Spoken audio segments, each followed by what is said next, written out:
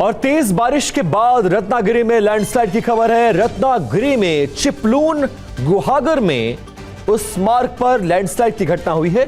पहाड़ दरक कर सड़क पर आ गया है।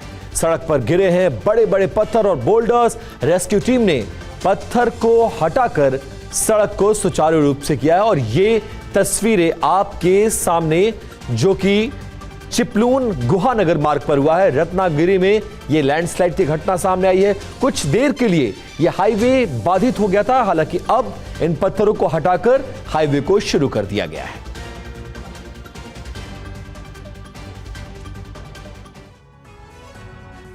और अब बात हिमाचल प्रदेश की। बारिश के बीच शिमला में लैंडस्लाइड की घटना हुई।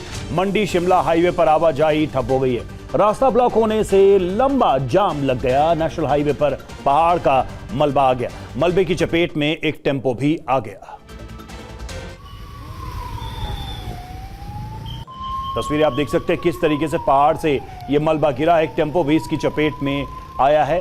हालांकि कुछ समय के बाद यहां पर यातायात जरूर चालू कर दिया गया, लेकिन इस मलबे की वजह से जिस सड़क पर यह मलबा गिरा वहां पर मार्ग बाधित हो गया।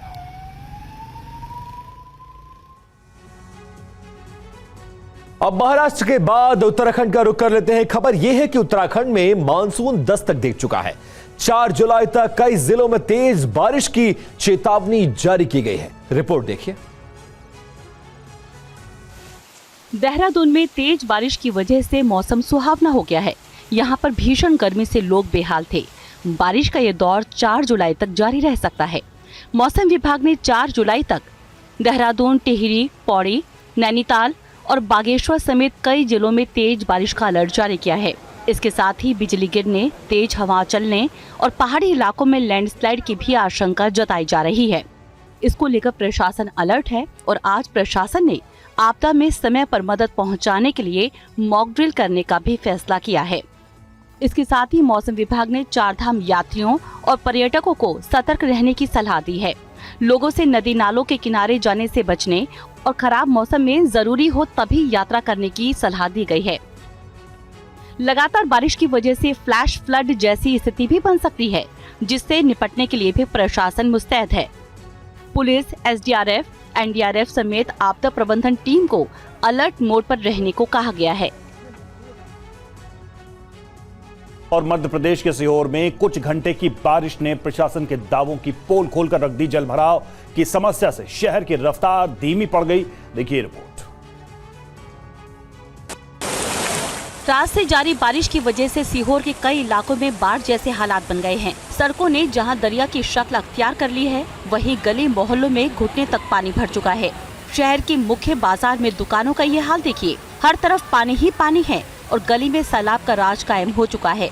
सीहोर में मूसलाधार बारिश की वजह से पार्वती और पापनास नदियां उफान पर आ गई हैं। पुल का पानी बहने से दोनों ओर से सड़क मार्ग बंद हो चुका है। नदियों के किनारे बसे कुछ लोगों के घरों में पानी घुस चुका है। हालात ऐसे बन गए हैं कि लोगों का घर से बाहर निकलना दूभर हो गया है। आपदा प्रबंधन की माने तो जिले में औसतन 1.73 इंच बारिश दर्ज की गई है। सबसे ज्यादा 4.29 इंच पानी आष्टा में दर्ज किया गया है। बारिश की वजह से इछावर में भी लोगों को बाढ़ जैसे हालात का सामना करना पड़ रहा है। जलभराव के बीच कांग्रेस पार्षद ने अनोखे अंदाज में अपना विरोध दर्ज कराया। पानी में नाव की तरह ट्यूब पर बैठकर उन्होंने प्रशासन से सक्रियता दिखाने की अपील की।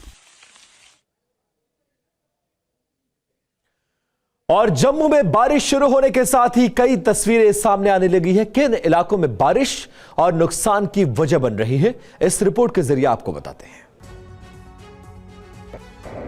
तस्वीरें जम्मू के डोडा जिले की है, जहां पर कई इलाकों में तेज बारिश हुई है। बारिश के बाद पहाड़ों से देखिए कितनी तेज रफ्तार से पानी सड़कों पर आने लगा। पानी के साथ पहाड़ों का मलबा भी तेजी के साथ नीचे आया।